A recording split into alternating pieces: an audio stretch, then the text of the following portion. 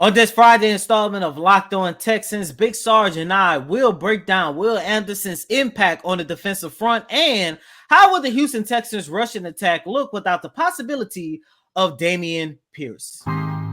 You are Locked On Texans, your daily Houston Texans podcast, part of the Locked On Podcast Network, your team every day.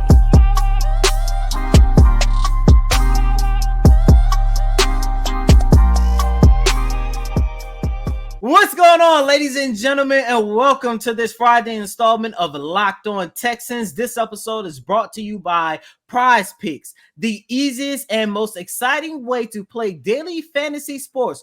Go to prizepicks.com/lockedonnfl. Remember to use all lowercase for a first deposit matching up to $100.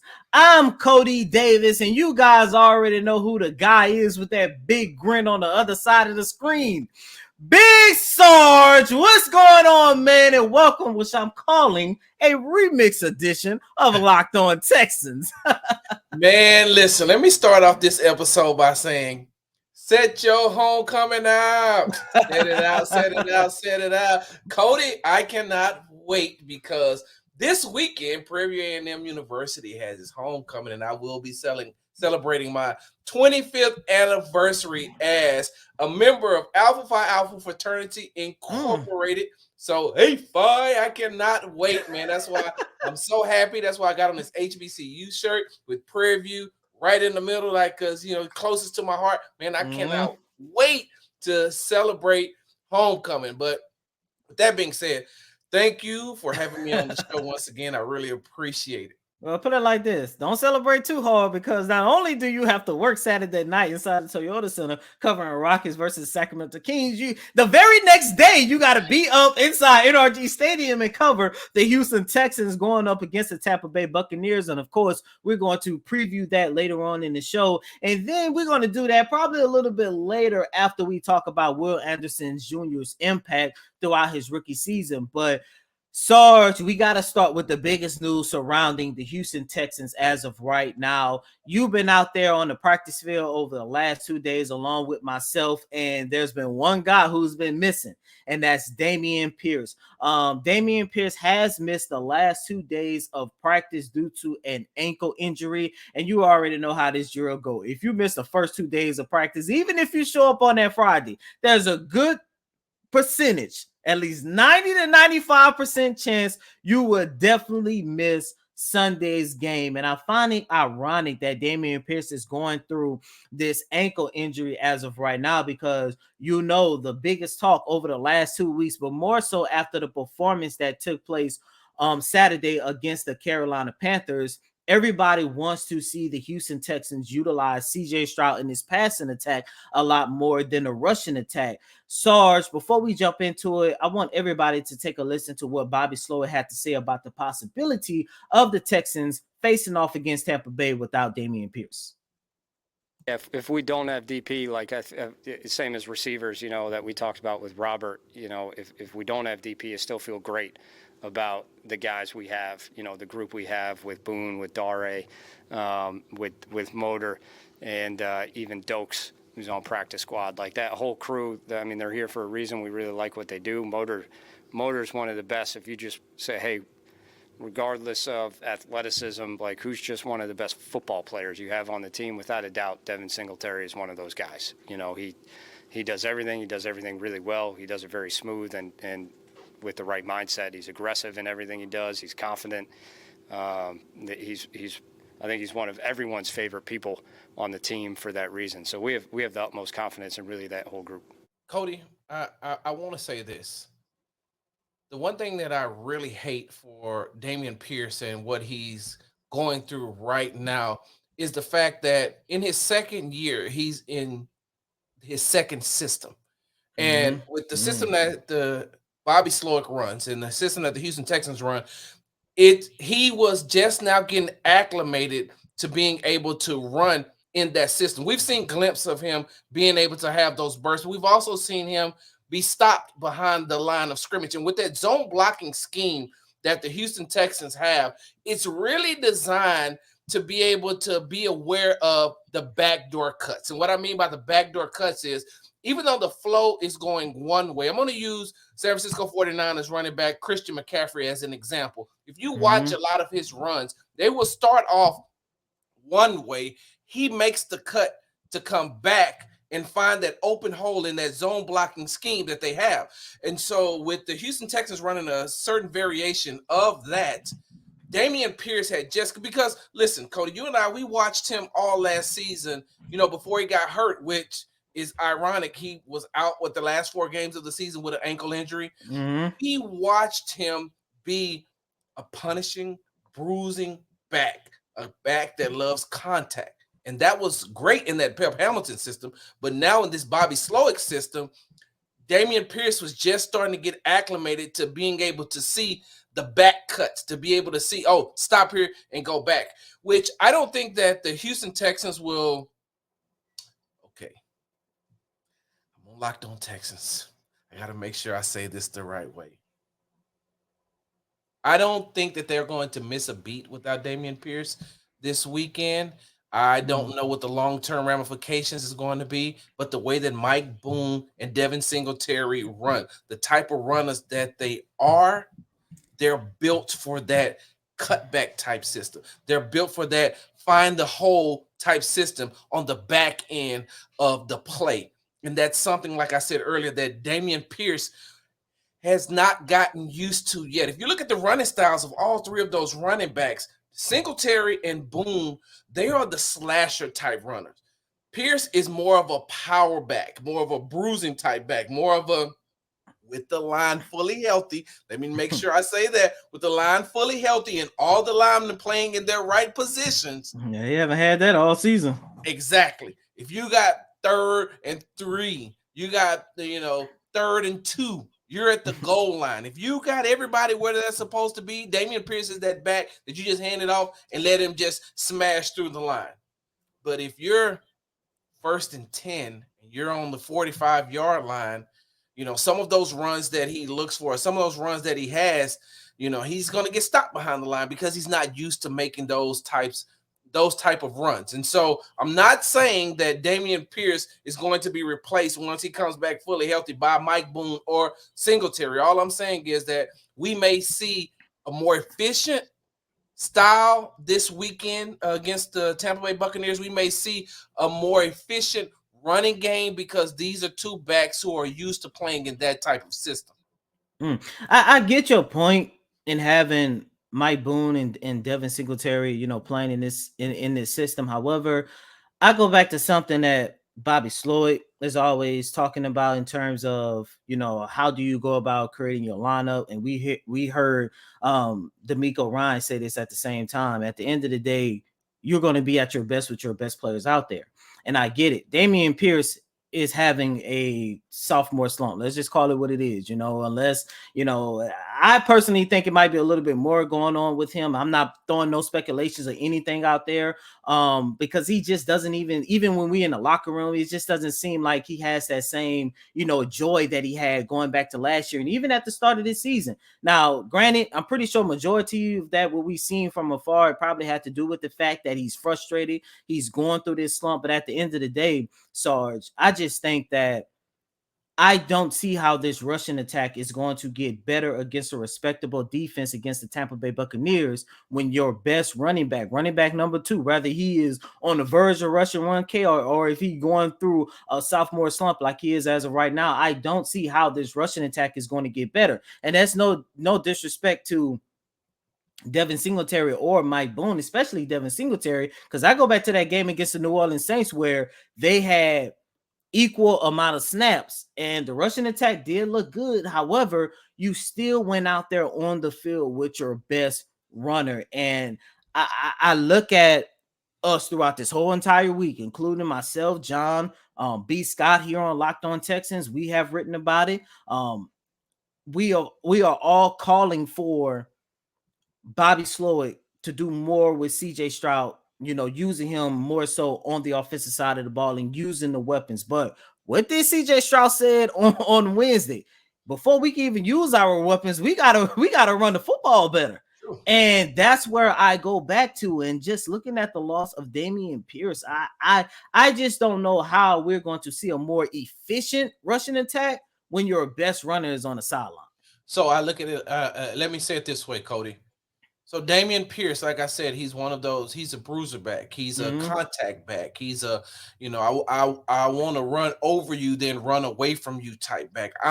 If the play says let's go this way, I'm going to go this way. If the play says we're going to go right, strong right, we're going right, and I will look for the holes, everything on the right, and not even think about what's going on, on the left, or being able to cut back, right? So we know that Dameon Pierce, like I said earlier, is one of those type of backs.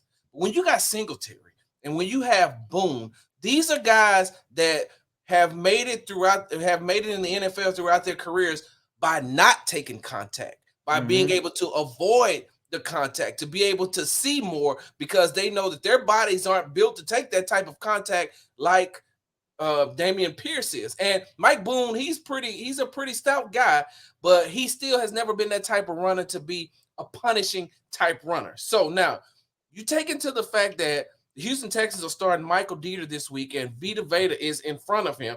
That's going to be a mismatch right there. So you're going to need a running back in the back that can make quick decisions to be able to see, oh, there's Vita Veda. I need to get here because he's coming this way, or I need to get here because he's beat this guard center combination and he's coming up the field. Sometimes I feel that Dameon Pierce doesn't recognize that as quickly as he should, being in this system. And so that's what I'm saying. Dameon Pierce, you also got to realize this is his second year in the NFL. You're talking about guys like Singletary and Boone who are veterans. You're talking about a guy in Singletary who played with a guy that he knows that, hey, look, I got to be able to make these quick decisions because this is what's going to happen. I also feel like what's going to help the running game this week is Dameon Pierce is in the backfield. The defense automatically knows, he's going to run the ball because we haven't seen him as an established pass catcher just yet. Boone can catch out of the backfield. Singletary can catch out of the backfield. So just because they're lined up right there doesn't mean that Slowick can't motion them out and use them in the passing game as well. I do want to mention this before moving on. I am a little bit interested in to see how Bobby Slowick is going to use, or if Bobby Slowick is going to use Xavier Hutchinson. Because we could tell over these last two games, he liked to use receivers in the running game, and rightfully so. He comes from San Francisco. However, Sarge, I don't know how you feel, but I just feel like if you're using a wide receiver in the run game, I think it'd be better off if you use Xavier Hutchinson. Because once again, going back to that New Orleans Saints game, the rushing attack was effective. And part of the reason why you was able to get some production from Xavier Hutchinson versus, and I don't know if because Tank Dell probably have too much on his plate or what, but Tank Dell, it seems like he don't give you that extra push that you would like to get from a wide receiver once you ingrade them into your rushing attack. Well, I would say this, Cody. If I'm Bobby Slowick, what I'm really doing is taking a step back and saying, how can I get Tank and John Mechie into the passing game and get the ball out of CJ's hands faster, because you have two guys who are very good route runners. Tank is a very good route runner, and Mechie is a very good route runner. So I'm using Mechie in those underneath. I'm using him curls. I'm using him in the flats. And if I'm running him flats one way, I may run Singletary in the flats the other way, because I need some way, somehow, to take that pressure that the Tampa Bay Buccaneers are going to try to bring, especially going up against a young quarterback like CJ Stroud. But I need to relieve him of some of that pressure that they're going to try to bring. And I feel that if you get John Mechie involved a little bit more, I think that backs the defense off. Now you can get your running game going as well. But if they don't learn how to use John Mechie can run every route in the route tree, and you don't have to scheme to get him open. All you have to do is run the play. He'll get himself open, and that's one of the most disappointing things that I've seen as far as this offense is concerned, because I just feel like he would help the running game so much more. And like you said, Xavier Hutchinson as well.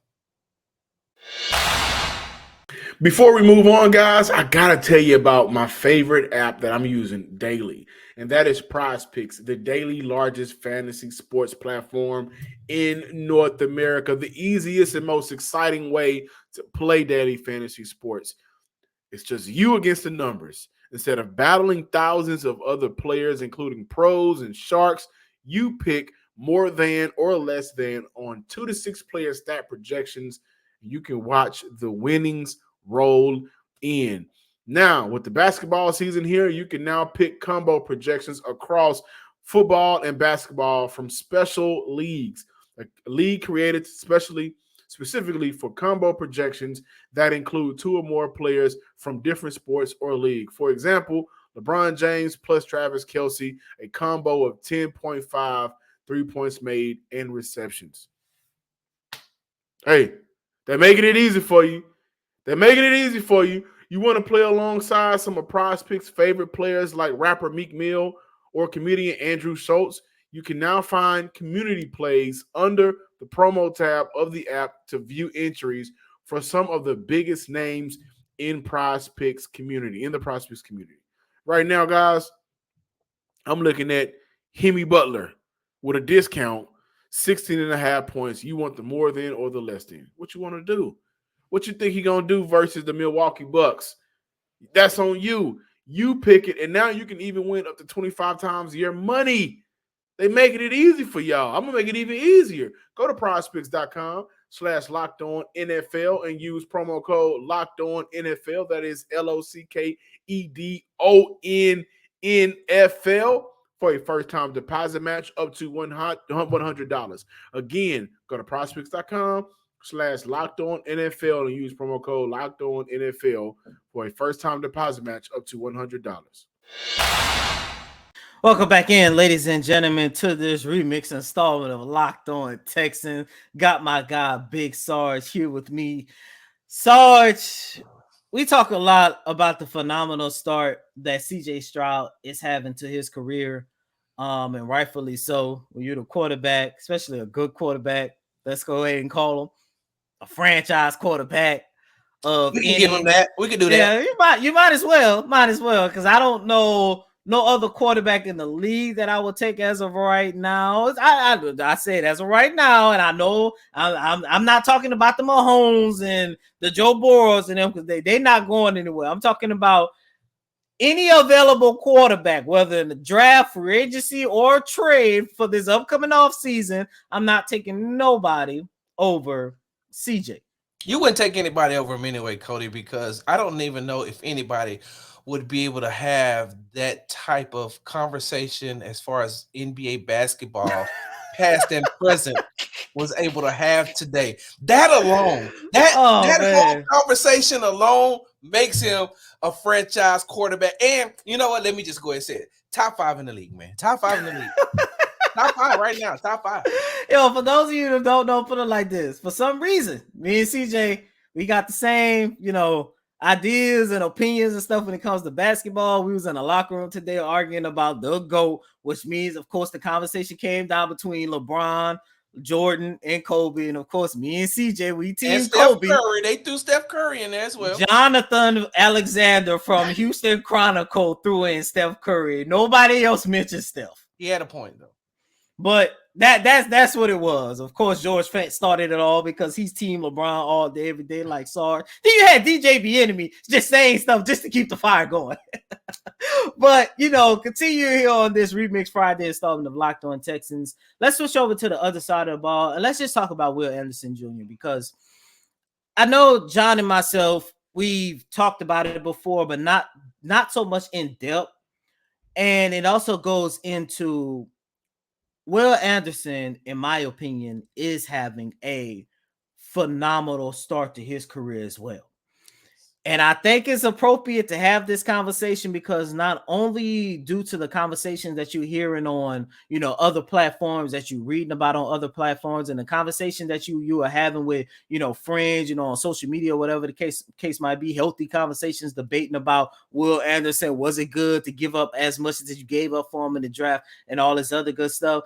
I also think that he doesn't get his appropriate flowers for the impact that he is having on the Houston Texans defense, especially the front seven, the front four. Now, before moving on, I want you guys just to listen to what Matt Burt had to say Thursday afternoon when I asked him about, when you look back at the film against the Carolina Panthers, your team, we've been talking about it over the last 3-4 weeks. They are top 10 in pressures, but they was at the bottom in sacks. I think prior to the game against the Carolina Panthers, they came into that game with only 9 sacks on the season. Sunday alone, they got to Bryce Young 6 times.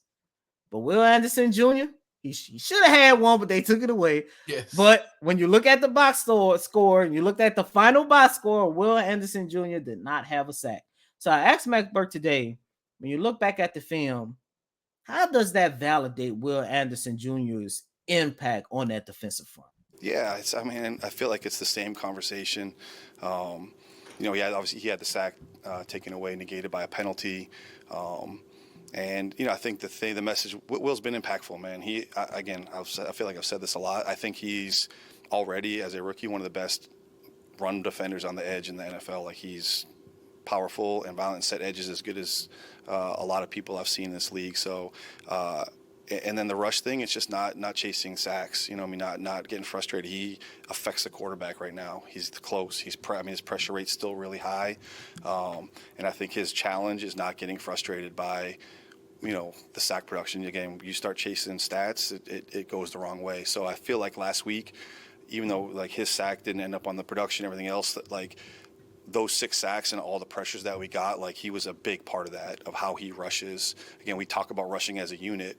And those guys, JG's not getting a sack if Will's not pressing the pocket to like push guys out that way, those sort of things. So I think the buy-in is there from all those guys that, like, now maybe next time JG's flushing a sack to Will, those sort of things, and the inside pocket's getting pushed. So I feel like I say the same thing every week. I feel great with where Will is and what he's been doing, and he is making a huge impact for this defense. I know a lot of people might not agree with this, but just like how I think it's a foregone conclusion how CJ Stroud should be Offensive Rookie of the Year, I'm not going to say it's a foregone conclusion for Will Anderson Jr., but I definitely believe that he should be in a conversation, because almost every single week here on this show, other platforms writing about it and stuff, we talk about how well this defense has played, especially up front. And Will Anderson Jr. is a big reason why. I think that a lot of people, especially a lot of Texans fans, they're not looking at the Texans defense and Will Anderson Jr. with just regular glasses. The one thing that I do like about Will Anderson Jr. in that defensive scheme that's run by DeMeco Ryans and defensive coordinator Matt Burke is they're using him exactly like what DeMeco had seen the Texans do with J.J. Watt. Okay, we'll line you up here on the edge, but you know what? Some plays, we're going to move you into the interior. Hey, how about you go over on the other side of Jonathan Gennard and play defensive tackle, and then let's see how they're going to adjust to both of y'all getting up the field. And I think that on that play where they were side by side, that's the play where Jonathan Gennard got the sack. And it was because both of them are very impactful players. And so the way that they're using Will Anderson Jr., the way that and Cody, I could see if he was, miles and miles apart from being able to get a sack. He is so close on a lot of those plays where the quarterback just steps up, or he gets chipped, or he comes around, and as soon as he gets ready to make the play, the ball is out of the hand. Because these players, the offensive side of the ball, the offensive opponents, are scheming for this young man. He's a rookie. He's a rookie and being chipped. He's a rookie and being double teamed. And that's a lot of respect. But getting back to the one thing that I said earlier about this fan base, Cody, the sack is a glorified stat. People equate, this is what I would always say when I'm going to use a basketball analogy as well. I said, you can't equate greatness with scoring. Just because a person can score in basketball, that does not make them great. They have to be able to do all the other things, and I'm real quickly, when we talk about Michael Jordan played on both ends of the court. We talk about Kobe Bryant played on both ends of the court. LeBron James, both ends of the court. Those are players that are complete players. Will Anderson is a complete player, so I don't understand why we have to judge him on sacks alone, which is the reason why I asked defensive coordinator Matt Burke, is the sack a glorified stat? Last one, sir. You think that the glory stat of the sack takes away what the true definition of an edge rusher or defensive end is? Well, that's just the nature of the beast, and that's an easy measurement. And it is, let's be honest, like it's from a field position standpoint and everything else, it's more impactful than a pressure. Even if a pressure affects a quarterback and leads to an incomplete pass or an errant throw, like obviously sacks from a yard standpoint. And when you're in a tight game, all those yards matter. So there's a kind of yin and yang of that. Like, yeah, there's some of it. Like I said, we ask those guys to disrupt the quarterback, to affect them. And again, there's some of that that's out of our hands in terms of how fast the ball's coming out and what types of blocking schemes they're throwing at us. So we can't control that. So we ask those guys to disrupt the quarterback. Now, sacks are part of that, or a big part of that. But the other stuff is too, like, we hit them 10 times last week. Like, that kind of weighs on you a little bit. We got pressures that force some throws off, things like that. So that's what we ask those guys to do. The sacks, again, we don't want to chase them because then you get out of position. So we don't try to put an emphasis on that. It's fun when you get them, and hopefully that keeps going. But, again, we task those guys to just be disruptive and affect the quarterback, whatever that means, through the course of a game. And that's what I loved about what he said, Cody. Affect the quarterback.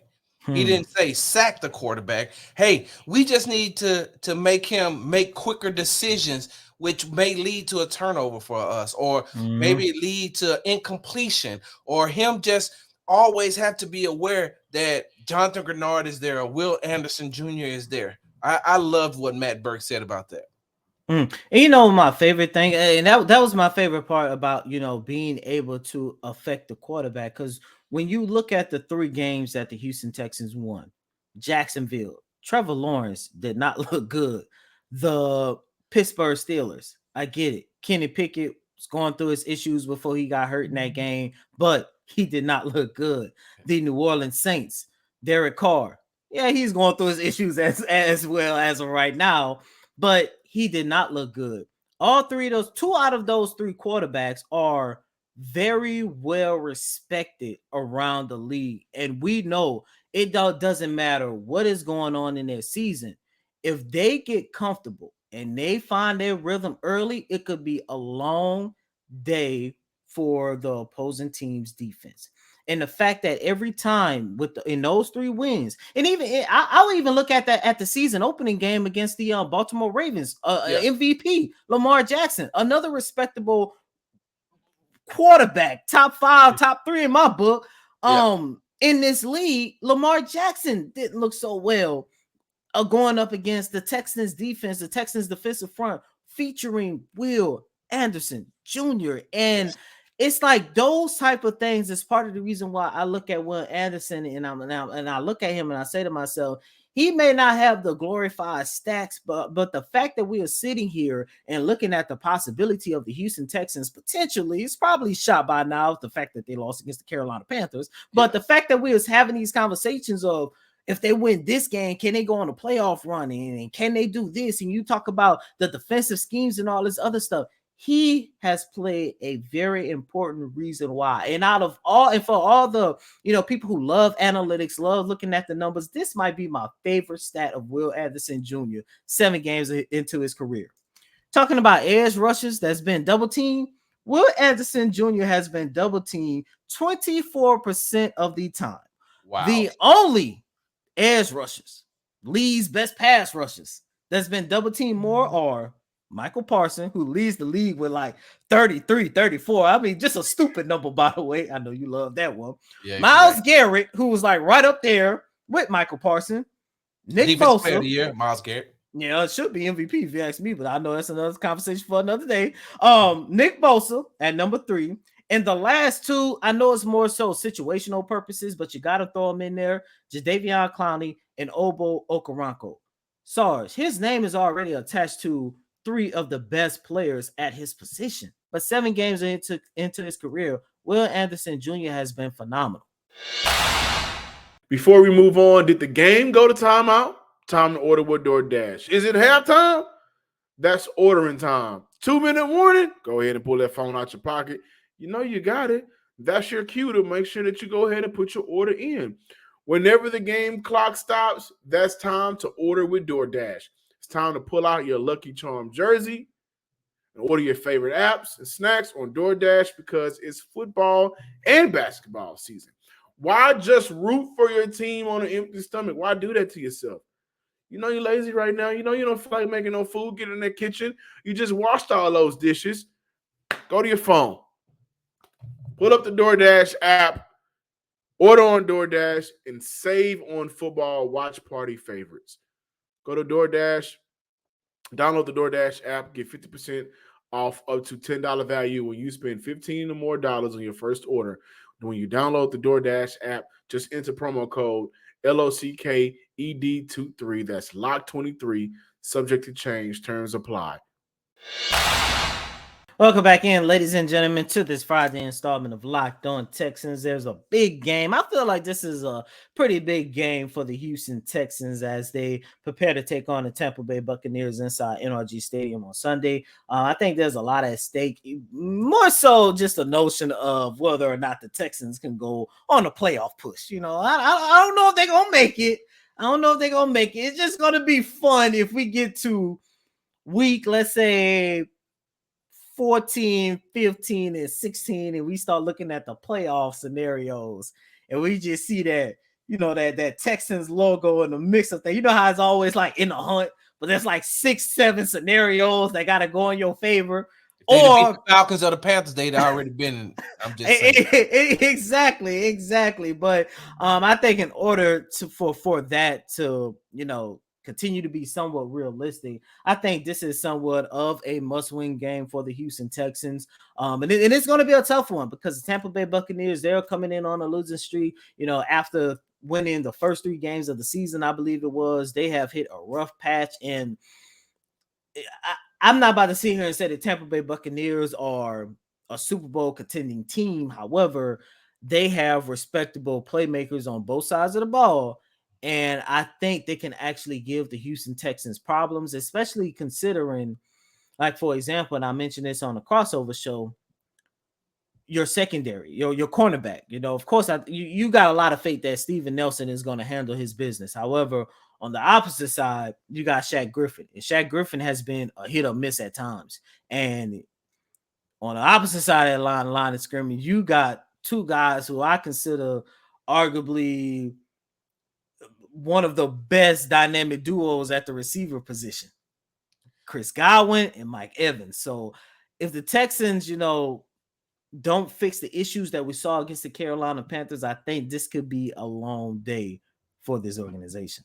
Well, I look at it this way. Of course, you know, anytime you have to line up against Mike Evans and Chris Godwin, that's going to be a long day for you.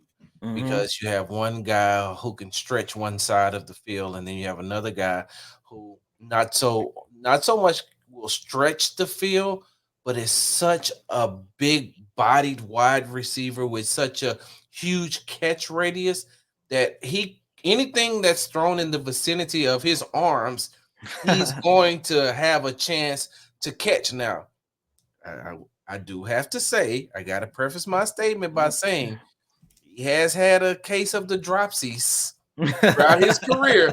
Like, just because it's in his area and in his hands doesn't mean it's going to always end up in his hands. And so it's going to be interesting to see how many times they line him up against Steven Nelson or put him on the other side against Shaq Griffin.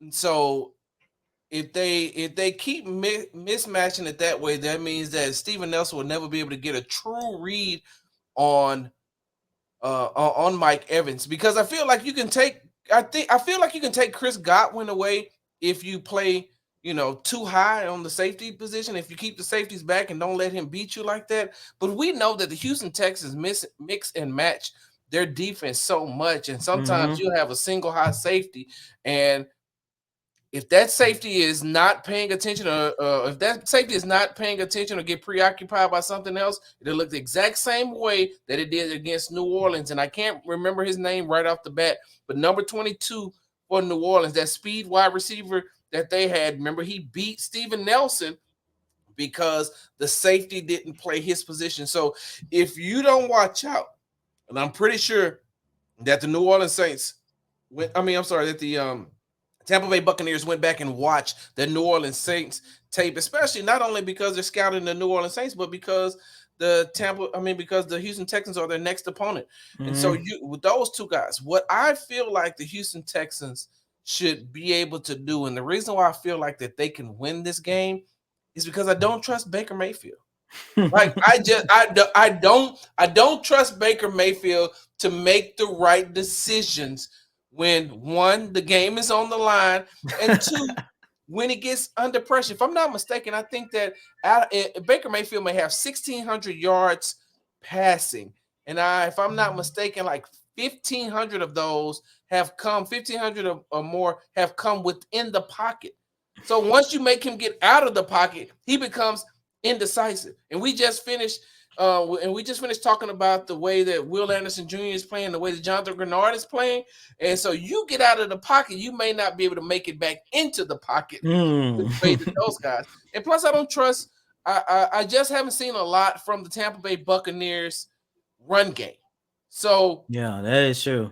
You take away those two wide receivers, or you manage those two wide receivers. Now you still have a winnable game.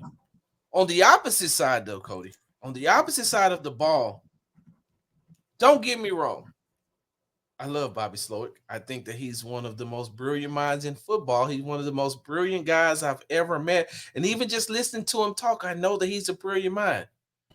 But Bobby, if you don't open up that damn offense this weekend, if you don't play like you got C.J. Stroud back there, and not Jimmy Garoppolo, not Trey Lance, not Brock Purdy. Like, if you better realize what you have, and you've already exceeded the Houston Texans have already exceeded the expectations. Yeah. Now you've gotten people, and you just said yourself, Cody, there's an outside chance that we could be talking about this team getting a wild card spot. There's a lot of expectations on you. Use the weapons that you have.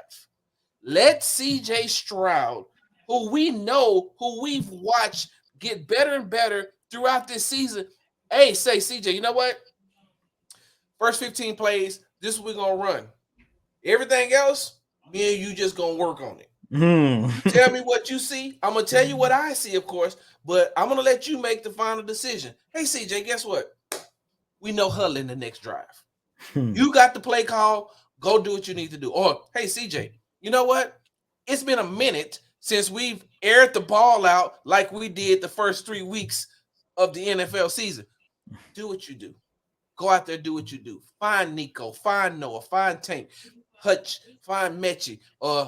Wait, what did Bobby call him today? Hutchie? Hutchie, yeah, Hutchie. find Hutchie. Use those two running backs out the backfield. Cody, there's no possible way that Bobby Slowick does not unlock. See, because we've looked at all the accolades that C.J. Stroud got coming into the first 4 weeks. I mean, he got after the first 4 weeks of the season. Cody, you got to unlock him. There's so much more potential that C.J. Stroud has to give, and he's going to make mistakes. Like he said, this is the NFL. I know that I'm a rookie. I know I don't want to make mistakes. But you know what I'm going to do if I'm Bobby Slowick? Shoot. Hey, man. I plan on being here at least another 2 years, because the way you play, you're going to give me a head coaching job. So let's just go ahead and get this thing started right now. From this point on, whatever we get is what we're going to get. And what we're going to do is we're going to use everything for the rest of the season to build to go into next season. But Cody, they got to unlock him in order to win this game. Thank you for joining us for another installment of Locked On Texans. As always, I'm your host, Cody M. Davis. Please remember to follow me on Twitter at CodyDavis_24. Sarge. You can follow me at Big Star Sports with a Z at the end, and make sure that you are reading all of my articles on Texans Wire USA Today, as I am also a credential media member who covers the Houston Texans. Yes, sir. So with that being said, until next time, ladies and gentlemen, peace. I'm out.